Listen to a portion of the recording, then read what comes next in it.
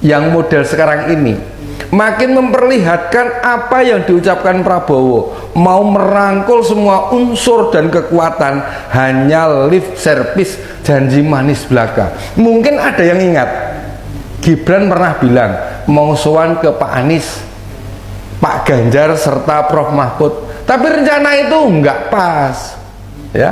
Respon kandidat yang kemarin ikut kontestasi tidak akan mau diajak ketemu. Justru yang disampaikan wali kota Solo itu hegemoni, sikap angkuh, sikap yang kesannya punya etika, malah merendahkan.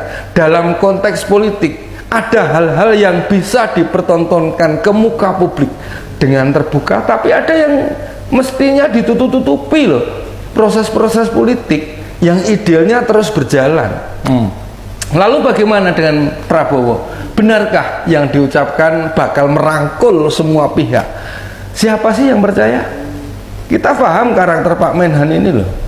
Tawaran merangkul itu hanya bahasa politik yang lugasnya bisa diartikan kalau mau jadi anak buah Prabowo ya berjajar yang rapi dan ikut perintahku. Nah, sudah jadi rahasia umum. Dan banyak kita lihat, jika tidak ada partner yang bisa setara dengan dia, lihat saja nih di banyak rekaman media, jangankan kubu lawan, Gibran yang jadi cawapresnya saja mesti munduk-munduk, manut ke sana kemari, udah kayak Mayor Teddy saja tuh. Pernah lihat Pak Erlangga atau Pak Yulhas ngobrol sejajar gitu? Enggak lah. Mentalitas otoriter atau gaya kepemimpinan di militer akan segera balik pada diri pribadinya. Akankah kepemimpinan Indonesia bakal kembali seperti zaman dulu? Ya, mari kita rasakan sama-sama. Bagi kita yang bukan mendukung Prabowo, masih meyakini cara bicara, cara berkomunikasi atau cara memerintah Prabowo sama sekali tidak berubah. Itu baru jadi Menhan loh, nggak bisa dibayangkan bagaimana nanti kekuasaannya benar-benar penuh dalam genggamannya. Lawong hanya beda pendapat di acara debat pilpres, masih ingat tak? Pak Anies saja dimaki dengan kata Anda semua. Itu sekelas calon presiden. Bagaimana dengan orang-orang biasa nih kayak kita ini? Apakah berharga di mata seorang Prabowo? Oke, kembali lagi di channel MD 2045. Salam inspirasi, salam NKRI, harga mati. Teman-teman mungkin sudah mendengarkan sedikit edukasi dari saudara kita tentang ketika nanti Prabowo Subianto dilantik sebagai Presiden Republik Indonesia, karena perhitungan cepat bahwasannya Prabowo Gibran lebih unggul dari dua calon lainnya, yaitu Anies Baswedan dan Ganjar Pranowo. Teman-teman, apa yang disampaikan oleh saudara kita itu sangat menarik dan sangat bermanfaat agar kita ketahui situasi politik saat ini yang memanas, yang dimana adanya cawe-cawe atau kecurangan-kecurangan intimidasi saat ini. Ya sudah, karena Pilpres di 2024 sudah selesai karena sudah pencoblosan pada tanggal 14 Februari 2024. Saya yakin teman-teman sudah memilih pilihan yang tepat yang akan menggantikan Pak Jokowi di 2024 sampai 2029. Ini sangat menarik dan sangat bermanfaat untuk kita bahas dalam situasi politik saat ini. Teman-teman, ada perbedaan antara Prabowo dan Gibran, dan ada juga perbedaan antara Prabowo dan Jokowi, yang dimana Jokowi adalah memiliki fisik yang kuat untuk belusukan dan untuk mendengarkan suara rakyat. Jauh berbeda dengan Prabowo Subianto yang tampak sekali emosional dan tidak bisa mengontrol emosinya. Seperti apa yang dikatakan saudara tersebut, karena Pak Jokowi akan bercampur tangan dalam kepemimpinan Prabowo dan Gibran. Inilah strategi-strategi atau cawe-cawe permainan catur Pak Jokowi dalam Pilpres di 2024 ini. Sudah terbukti bahwasannya Pak Jokowi yang mengatur, yang mengacak-acak dalam Pilpres di 2024 ini. Nyata dan terbukti. Teman-teman, kalau kita lihat juga perbedaan antara Prabowo dan Jokowi, yang dimana Prabowo Subianto kurang bisa mengontrol emosinya, kurang mampu untuk berusukan mendengarkan suara rakyat berbagai daerah. Kalau pemimpin yang hanya duduk di istana, yang menikmati AC, tentunya itu bukan sosok pemimpin yang merakyat, Tetapi carilah pemimpin yang merakyat, yang mampu untuk belusukan, yang mampu untuk mendengarkan suara rakyat, dan mampu untuk mengelola ekonomi masyarakat semakin sejahtera. Dan apa yang disampaikan oleh saudara tersebut itu adalah sindiran bagi paslon nomor 2. Tetapi kan ini belum dilantik Pak Jokowi, belum dilantik Pak Prabowo, belum dipastikan bahwasannya Prabowo Gibran sudah menang. Tetapi dengan cara hitung cepat dalam Pilpres 2024 bahwasannya Prabowo Gibran memang lebih unggul, bahkan bisa dinyatakan menang. Tetapi dengan adanya kecurangan-kecurangan, intimidasi saat ini, banyak penolakan paslon nomor 2 menang dalam Pilpres 2024. Banyak pengamat-pengamat politik juga mengkritik.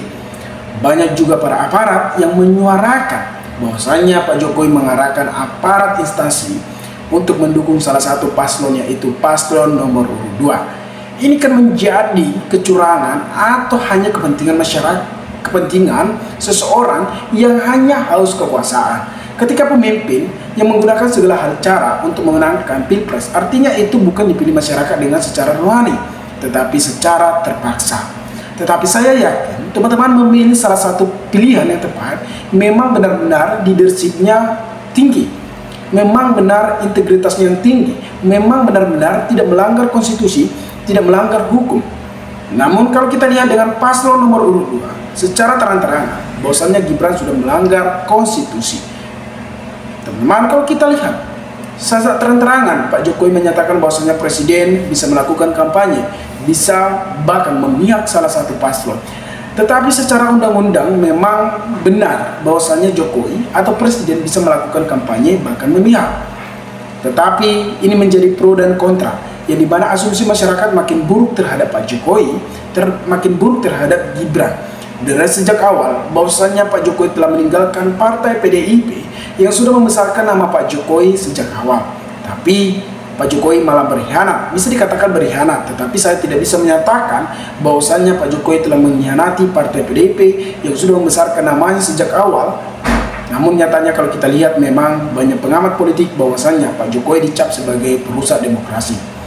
Kita bangga dengan kepemimpinan Pak Jokowi 10 tahun, yang dimana kita juga memilih Pak Jokowi di tahun 2019 sampai mati-matian sampai kita melakukan kampanye.